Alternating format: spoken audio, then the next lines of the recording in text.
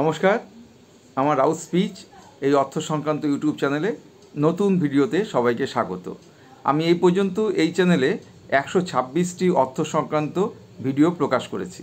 আমি সমীর কুমার রাউত, আমি একজন মিউচুয়াল ফান্ড ডিস্ট্রিবিউটর এবং এক্স ব্যাংক অফিসার। আজকে আমি আলোচনা করব মিউচুয়াল ফান্ড থেকে টাকা তোলার জন্য বিভিন্ন রকম স্কিম রয়েছে।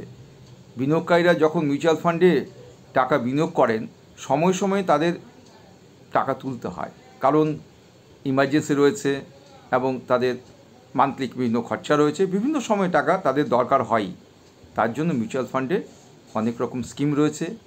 IDCW, ইনকাম ডিস্ট্রিবিউশন কাম ক্যাপিটাল উইথড্রয়াল, এই পদ্ধতির মাধ্যমে তারা মান্থলি বা কোয়ার্টারলি তারা ডিভিডেন্ড পান। আরও পদ্ধতি রয়েছে SWP, সিস্টেমেটিক উইথড্রয়াল প্ল্যান। এর মাধ্যমে কিন্তু রিটায়ার্ড পারসন বা বয়স্ক লোকেরা জেনারেলি দেখা যাচ্ছে যে তারা মিউচুয়াল ফান্ড থেকে টাকা তুলছেন, ব্যাংক থেকে তারা বেরিয়ে এসছেন অনেকেই, কারণ ব্যাংকের ইন্টারেস্ট মিউচুয়াল ফান্ডের যে রিটার্ন থেকে অনেকটাই কম। ফলে তারা 5%, 7%, 10% তারা ঠিক করে নিয়েছেন যে থেকে টাকা তুলবেন। এটাই SWP। এছাড়া মাঝে মাঝে যখনই দরকার পড়ে তারা গ্রোথ SIP স্কিম থেকেও তারা টাকা তুলছেন। এটা যেহেতু ওপেন এন্ডেড বিভিন্ন স্কিম রয়েছে মিউচুয়াল ফান্ডের, ফলে বিনিয়োগকারীরা দেখা যাচ্ছে যে বিভিন্ন স্কিম থেকে তারা টাকা তুলতেই পারে। এরকম বিভিন্ন স্কিম রয়েছে। আজকে এই সকল স্কিম নিয়ে আমি আলোচনা করব এবং স্কিমের ভালো মন্দ বোঝাবো। সব স্কিমই কিন্তু ভালো নয়, আপনার ক্ষতি হয়ে যেতে পারে, কম্পাউন্ডিং নেই, টাকা তুললে তো টাকা কমবেই, কিন্তু তা সত্ত্বেও কিন্তু কতগুলো স্কিম ভালো নয়। এবং সেই ক্ষেত্রে সিকিউরিটিজ বোর্ড অফ ইন্ডিয়া তারা কিন্তু এই ক্ষেত্রে ইন্টারভেনও করেছেন দু একটি স্কিমে টাকা তোলার পদ্ধতিতে। যাই হোক, আপনারা আমার এই চ্যানেলে নতুন এসে থাকলে আমি সকলকে রিকোয়েস্ট করব যে আমাকে উৎসাহ দেওয়ার জন্য আমার চ্যানেলটিকে সাবস্ক্রাইব করে দিন। আপনারা দেখতে থাকুন টাকা তোলার পদ্ধতিগুলো, বিশদভাবে আমি আলোচনা করেছি, আপনারা দেখুন। প্রথমেই আমি আলোচনা করব টাকা তোলার পদ্ধতিগুলোর মধ্যে IDCW এই পদ্ধতিটি নিয়ে। IDCW এর অর্থ হচ্ছে ইনকাম ডিস্ট্রিবিউশন কাম ক্যাপিটাল উইথড্রয়াল। নামটি দেখেই আপনারা বুঝতে পারছেন, ইনকাম ডিস্ট্রিবিউশন এর অর্থ হচ্ছে যে ইনকাম জেনারেট হলে তা থেকে ডিভিডেন্ড দেওয়া হবে। পরের পোর্শনটা রয়েছে কাম ক্যাপিটাল উইথড্রয়াল। এর অর্থ খুব মারাত্মক। এর অর্থটি হচ্ছে যে টাকাটি আপনি এই মিউচুয়াল ফান্ডের এই স্কিমটিতে ইনভেস্ট করেছিলেন, যদি লাভ নাও হয় তাহলে ক্যাপিটাল ভেঙে আপনাকে ডিভিডেন্ড দেওয়া হবে। বুঝতেই পারছেন যে এই ডিভিডেন্ড যারা পাচ্ছেন এই ব্যাপারটি কত মারাত্মক। মানে মূল টাকা যদি না বাড়ে তাহলেও কিন্তু তিনি ডিভিডেন্ড পাবেন। এই ব্যাপারটা আপনারা নিশ্চয়ই দেখতে পাচ্ছেন যে অনেক মিউচুয়াল ফান্ড কোম্পানি রয়েছে যারা প্রত্যেক মাসে ডিভিডেন্ড দেয়। দেখুন, মিউচুয়াল ফান্ড মার্কেট সবসময় তো সমান যায় না।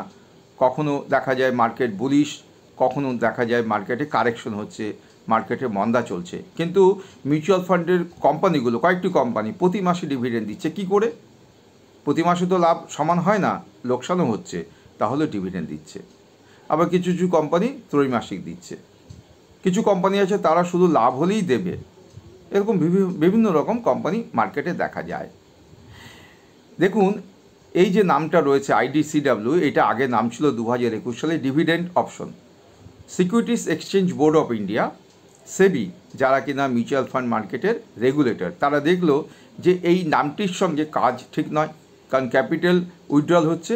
তখন তারা এই নামটি পরিবর্তন করে, যে ডিভিডেন্ড অপশন, এই নামটি পরিবর্তন করে তারা ইনকাম ডিস্ট্রিবিউশন কাম ক্যাপিটাল উইথড্রয়াল এই নামটি তারা দিয়েছে 2021 সাল থেকে।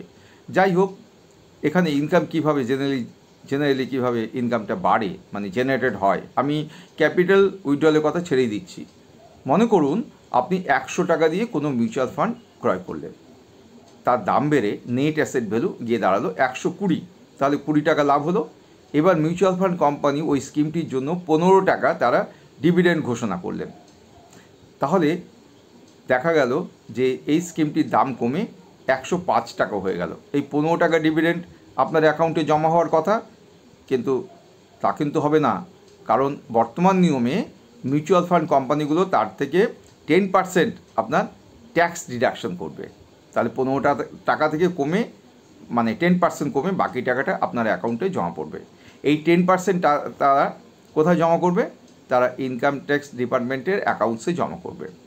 যদি ওই বিনিয়োগকারীর ফাইল থাকে ইনকাম ট্যাক্স ফাইল, তাহলে তিনি ফাইলে ক্লেম করে ওই 10% যে টাকা কেটেছে মিউচুয়াল ফান্ড কোম্পানি, তা সারা বছর যা কেটেছে যোগ করে ফিনান্সিয়াল ইয়ারের হিসাব যোগ করে তিনি ওই টাকাটা রিফান্ড পেতে পারেন। এবং IDCW স্কিমে কিন্তু কোনো কম্পাউন্ডিং ব্যাপার নেই, কারণ যে টাকাটা ডিভিডেন্ড বাবদ ঘোষণা হবে সেক্ষেত্রে ক্যাপিটাল কেটেই হোক বা ইনকাম জেনারেশন থেকেই হোক সেই টাকাটুকু আপনি পাচ্ছেন, মানে বিনিয়োগকারী তার অ্যাকাউন্টে জমা হচ্ছে। অতএব কোনো কম্পাউন্ডিং নেই, কোনো ইনভেস্টমেন্টের ব্যাপার নেই। অতএব অনেকেই হয়তো রেগুলার ইনকামের জন্য এই স্কিমে আছেন, কিন্তু এই স্কিমটি এখন কিন্তু তত জনপ্রিয় নয় যতটা জনপ্রিয় হচ্ছে এখন SWP, সিস্টেমেটিক উইথড্রয়াল প্ল্যান।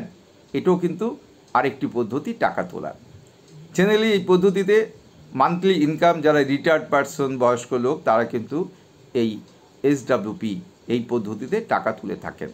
তারা জেনারেলি 5%, 7%, 10%ও তারা ঠিক করেন যে তারা যে টাকাটা জমা করেছেন তার এই পার্সেন্টেজ 5, 7 বা 10 যা ইচ্ছে মনের সেই অনুযায়ী তারা টাকাটা তোলেন মান্থলি। তাহলে সিস্টেমেটিক্যালি তারা এই টাকাটা পেয়ে যান, তাই হচ্ছে SWP, সিস্টেমেটিক উইথড্রয়াল প্ল্যান। তবে হঠাৎ টাকার দরকার পড়লে বা টাইম টু টাইম ইচ্ছে করলে কিন্তু এই সিস্টেমে যে প্রতি মাসে টাকা তুলতে হবে তার মানে নেই। ইচ্ছে করলে বিনিয়োগকারী যখন তখন রিডিম করতে পারেন, সেল করতে পারেন ইউনিট, এইভাবেও টাকা তুলতে পারেন। আর SWP স্কিমের একটা ব্যাপার রয়েছে, এই ক্ষেত্রে short term capital gain tax রয়েছে। মানে এক বছরে যে লাভ হয় সেই লাভের মানে টোটাল যা ইনকাম ট্যাক্স যা ট্যাক্স হলো সেই ট্যাক্সের যে যদি লাভ হয়ে থাকে সেই লাভের 20% সেই ক্ষেত্রে কিন্তু ট্যাক্স দিতে হয়। আর এক বছর পার হয়ে গেলে যদি বিনিয়োগকারী টাকা তোলেন তাহলে এক বছর বাদে যে লাভ হয় তার প্রথম 1,25,000 টাকা লাভের ছাড়, বাকি যে লাভটুকু রয়ে গেল সেই লাভের ওপর 12.5% তাকে ট্যাক্স দিতে হয়। এইভাবে পদ্ধতিটি সাজানো। আগে যে পদ্ধতিটা আমি বলেছি IDCW, ইনকাম ডিস্ট্রিবিউশন কাম ক্যাপিটাল উইথড্রয়াল, সেখানে কিন্তু একটি মারাত্মক ব্যাপার আছে ট্যাক্সের ব্যাপারটা। প্রথম তো কোম্পানি 10% ট্যাক্স কেটে নিল, তারপরে বিনিয়োগকারী তার যখন file income tax file submit করবে তিনি যদি 30% স্ল্যাবে থাকেন বা 20% স্ল্যাবে থাকেন তখন কিন্তু আর 10% হবে না এই ডিডাকশনটা, তখন কিন্তু ওই 20% বা 30%ই কাটা যাবে। এই প্রবলেমটা এখানে রয়ে গেছে, সেই কারণেই SWP পদ্ধতিটি জনপ্রিয়। অনেকে হঠাৎ করে টাকা দরকার হলে গ্রোথ থেকে মানে গ্রোথ অপশনে তিনি টাকা রেখেছেন সেখান থেকে ইচ্ছে করলেই টাকা তুলতে পারেন। যেহেতু এটি ওপেন এন্ডেড স্কিম, মিউচুয়াল ফান্ডের ম্যাক্সিমাম স্কিমই, ফলে ইচ্ছে করলে যখন ইচ্ছে টাকা তোলা যায়। অনেকে আবার আমি দেখেছি আমার ক্লায়েন্টের মধ্যে 2 জন করলেন এখন পর্যন্ত, তারা কিন্তু SIP যে টাকাটা জমা হয়েছে প্রতি মান্থলি যে টাকাটা জমা দিচ্ছেন ইনস্টলমেন্ট, সেই টাকার জমার পরও বেশ কিছু টাকা জমেছিল সেখান থেকেও কিন্তু তারা কিছু টাকা রিডিম করেছেন, সেল করেছেন। অতএব এই উইথড্রয়াল পদ্ধতিগুলো কিন্তু বিভিন্ন রকম রয়ে গেছে, কিন্তু কিছু ট্যাক্সেবিলিটির ব্যাপার আছে। হঠাৎ করে প্রথম বছরের মধ্যে টাকা তুললেই কিন্তু এটা কিন্তু short term capital gain tax হয়ে যায়, এক বছর বাদে হলে long term capital gain tax হয়। IDCW ক্ষেত্রে তো বলেই দিলাম যে এই ক্ষেত্রে ইনকাম ট্যাক্সে কিন্তু যে বিনিয়োগকারী যে স্ল্যাবে রয়েছে সেই অনুযায়ী কিন্তু এই ক্ষেত্রে ডিডাকশনটা পরবর্তীকালে যোগ হয়ে যায়। 10% থাকলেও পরবর্তীকালে 20% বা 30% হতে পারে। তা আমি ডিটেলস ব্যাপারগুলো বলে দিলাম যে এই 4টি মোটামুটি পদ্ধতি রয়েছে, এই IDCW, SWP, গ্রোথ যেটা অপশন গ্রোথ রয়েছে সেখান থেকে লামসাম টাকা তুলে নেওয়া বা টাইম টু টাইম টাকা তোলা, আর SIPর মাধ্যমে যে টাকা জমেছে তার মাধ্যমেও দেখছি আজকাল অনেকেই টাকা তুলছে। তা মোটামুটি আজকে আলোচনা এটাই ছিল। আপনারা কমেন্ট করে জানান যে আরও কিছু পদ্ধতি আপনাদের জানা আছে কি না। যাই হোক, আমার আজকে ভিডিওটি যদি ভালো লেগে থাকে ভিডিওতে একটি লাইক দিন এবং আমার চ্যানেলটিকে যদি আপনাদের ভালো লেগে থাকে আমাকে উৎসাহ দেওয়ার জন্য আমার চ্যানেলটিকে সাবস্ক্রাইব করুন। আমি আরেকটি ভালো ভিডিও, প্রিমিয়াম ভিডিও নিয়ে আপনাদের কাছে উপস্থিত হব। এই ভিডিওগুলোর মধ্যে আপনারা দেখবেন কতগুলো বিষয় রয়েছে যেখানে কিছু সিস্টেমের ব্যাপার আছে, যে সিস্টেমেটিক ওয়েতে, ডিসিপ্লিন ওয়েতে যদি মিউচুয়াল ফান্ডে টাকা না রাখা যায় এবং যদি টাকা তোলার ব্যাপারেও সাবধানতা অবলম্বন করতে হবে, তাহলে কিন্তু মিউচুয়াল ফান্ডে টাকা জমবে না। এটাই আমার বলা। তবে এখন দেখতেই পাচ্ছি যে মিউচুয়াল ফান্ডে অনেক টাকা বাড়ছেই, কারণ অনেকেই কম্পারেটিভলি ইন লো রিস্কের জায়গা ব্যাংক এবং পোস্ট অফিসের থেকে, সেই কারণে মিউচুয়াল ফান্ডে অনেকে আসছেন। এবং এই যে সুবিধাটা রইল টাকা তোলার সুবিধা, এটা কিন্তু ব্যাংকের ক্ষেত্রে আমি জাস্ট লাস্ট একটু তুলনা করে দিচ্ছি, সেখানে কিন্তু একটা ট্যাক্স ডাইরেক্ট কাটার ব্যাপার রয়েছে এবং যে কোয়ান্টাম অফ ইন্টারেস্ট অনেকটাই কম।